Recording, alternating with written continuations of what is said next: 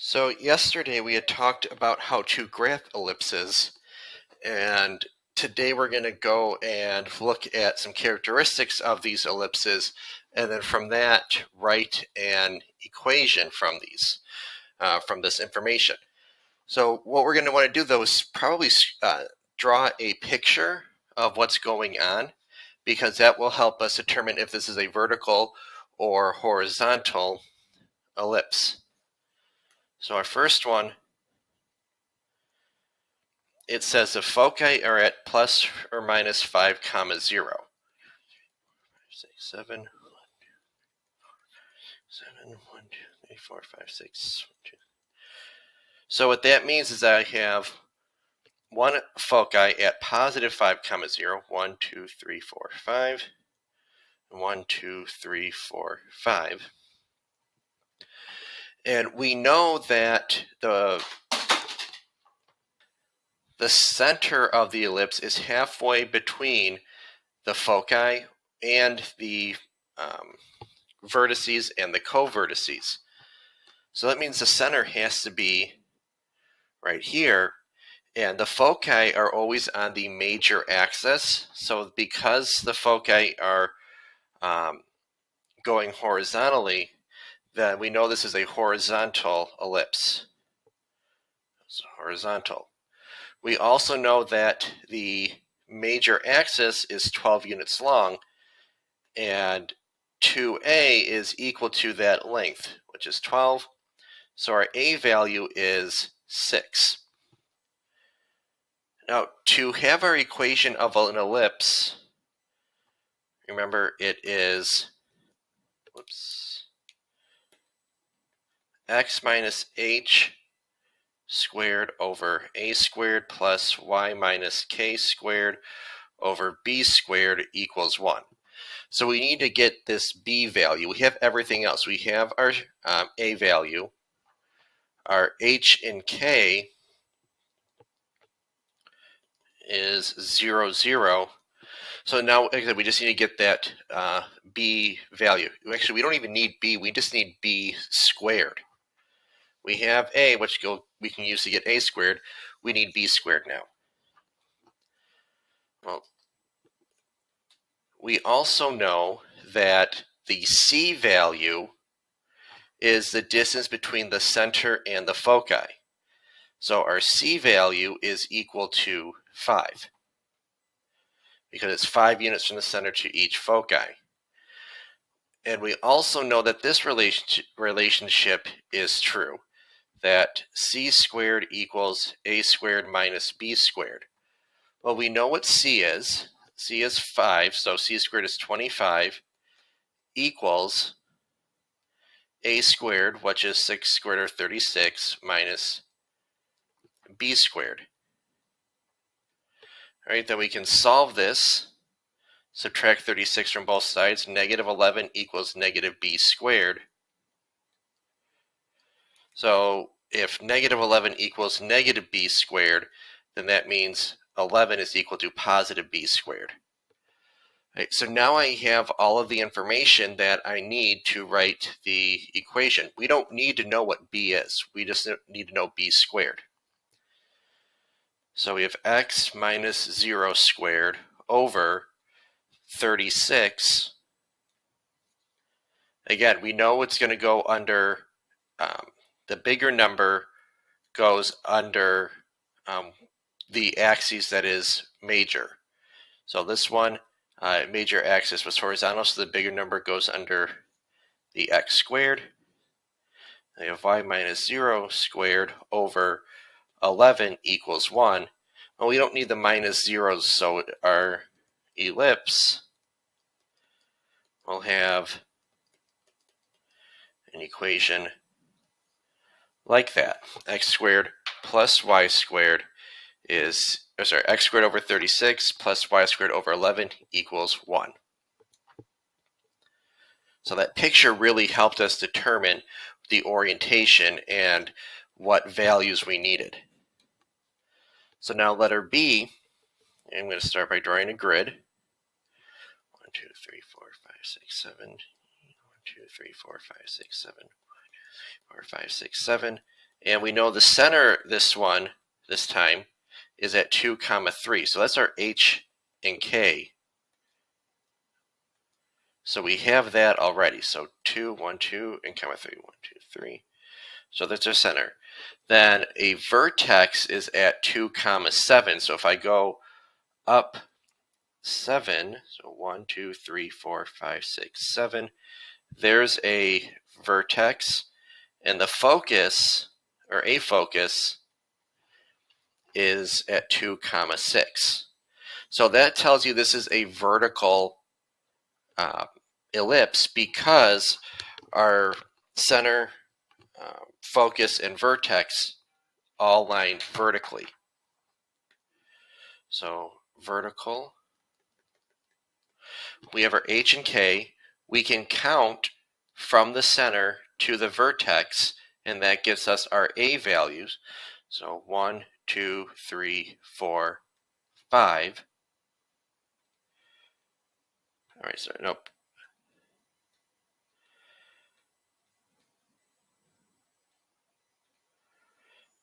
So we can count from our center to our vertex. Our center's right here, and maybe that's not the best drawn. 2, 3 is right there. So then it's up 1, 2, 3, 4. So our A value is 4, which means A squared is 16. Now we need B squared.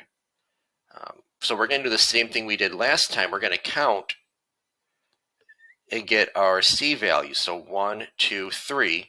C is equal to 3, which means C squared is 9. So we know C squared, 9, equals 16 minus B squared. All right, and the same thing, subtract 16 from both sides, negative 7 equals negative B squared. So positive 7 equals B squared. So now we have our components. We can write our equation. So x minus h, so x minus 2 squared over, the b value, the b squared, is going to go under the x this time because it's a vertical ellipse. Here it was a horizontal ellipse, so the a value, or the bigger value, went under x squared. So then we have y minus 3 squared over 16 equals 1. And when we talked yesterday, we said that for the horizontal ellipses, here it is, the bigger number was under x if it was horizontal, and for vertical ones, the bigger number was under the y. It was true for that case, and it was true for this case in example A. Equals 1. So that would be the equation of this ellipse.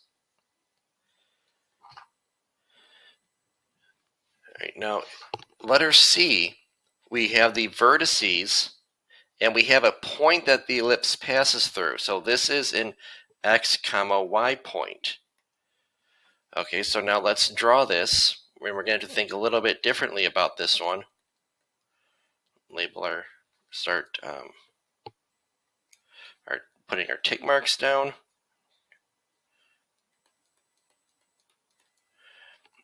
And I know I need to go to at least 7 because the vertices are at 0, plus 7 and 0, minus 0, negative 7. So 1, 2, 3, 4, 5, 6, 7. There's one vertice. And 1, 2, 3, 4, 5, 6, 7. There's another vertice. So we can tell that this is a vertical ellipse because the vertices align vertically. The co-vertices align in the opposite direction of what the orientation of the ellipse. The vertices tell you if it's vertical or horizontal. Here, our foci were horizontally aligned, which means the vertices would be horizontally aligned, making it a horizontal ellipse. This one, they're vertically aligned. So that gives us a vertical ellipse. Now the center is going to be halfway between these. Okay, so this is vertical, and our center is going to be 0, 0 in this one. So center 0, 0. That'll be our H and K. We also know that A is equal to 7 because that's the distance from our center to each vertex, which means A squared is equal to 49. So from this information, we can substitute values in and solve for B squared. So what I mean by that, I'm just going to recopy down the equation here. X minus H squared over B squared, because it's a vertical ellipse. We know what all these variables are except for B squared. We know that 0, 0 is going to go for H and K. We have 49 is A squared, and we have that point that was given to us,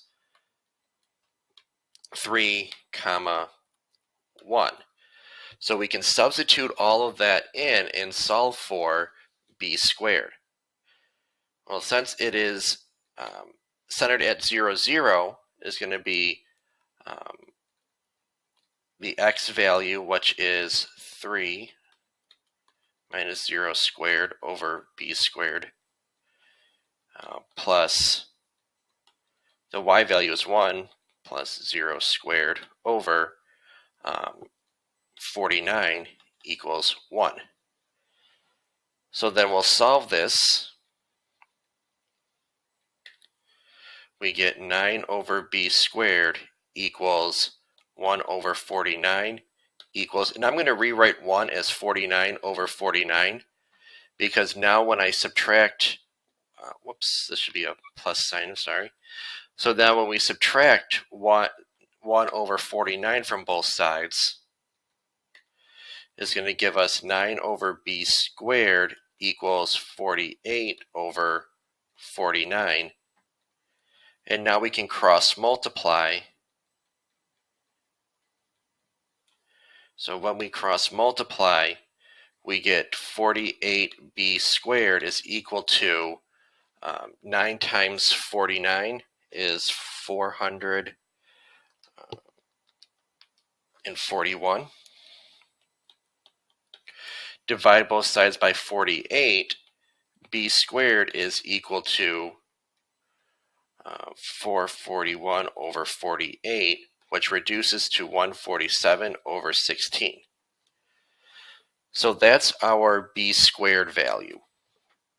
So now we can go back here and write the final answer. So we have x squared over b squared, which is 147 over 16,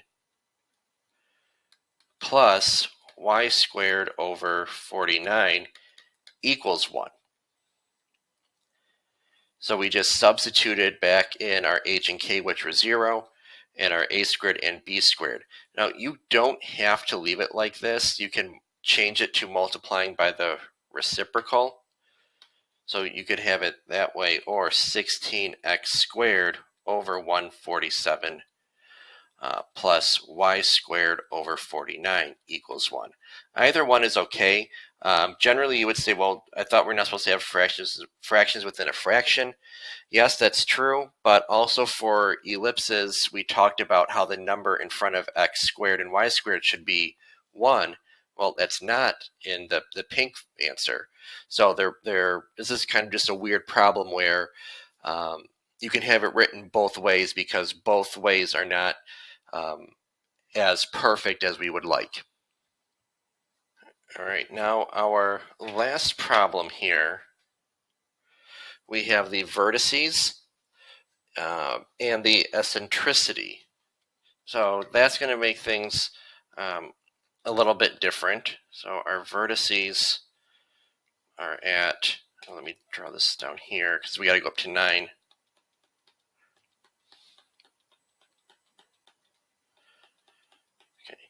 So we have our two vertices. We don't have the center yet. So 2, 9. 2, 2, 3, 4, 5, 6, 7, 8, 9. And then 2, 3. So our center has to be halfway between that. So it's 2, 3, just because my tick marks aren't all that nice. So halfway between that would be this point, 2, 6, 3 away on each side. Well, because the vertices line up vertically, this is a vertical ellipse again, and our A value is this distance from the center to the vertices. So that means our A value is 3, which means A squared is equal to 9. All right, so now we need B squared. We don't need C squared, but if we can get that, that will tell us what, we can use that to calculate what B squared will be. Remember, eccentricity is equal to C over A, which in our problem here is 2 over 3. Now, you won't always be able to assume that that top number is exactly what C is going to be, but since we know that A is 3, and the bottom number of the eccentricity is also 3, then we can assume that this top number is going to be C. Because if that fraction was reduced, let's say our A value was 12, but then the eccentricity is reduced to 2/3, right, we would have to figure out how to make that denominator 12, and that would then get us our C value in the numerator. So this shortcut only works if the if the A value is exactly what we see at the bottom. So C is 2. So C squared is equal to 4. And we know that C squared is equal to A squared minus B squared. All right, subtract 9 from both sides. -5 equals -B squared. So 5 is equal to B squared. So we have A squared, which is 9, B squared, which is 5. We have our center, HK, so we can write our equation. So again, because it is a vertical ellipse, B squared goes under X, and then A squared goes under Y, and it equals 1.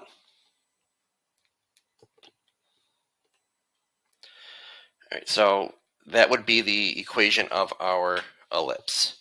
So again, it's not difficult if you draw a picture and label exactly what you have, and then substituting in what we know. So thanks for watching. Make sure to like and subscribe.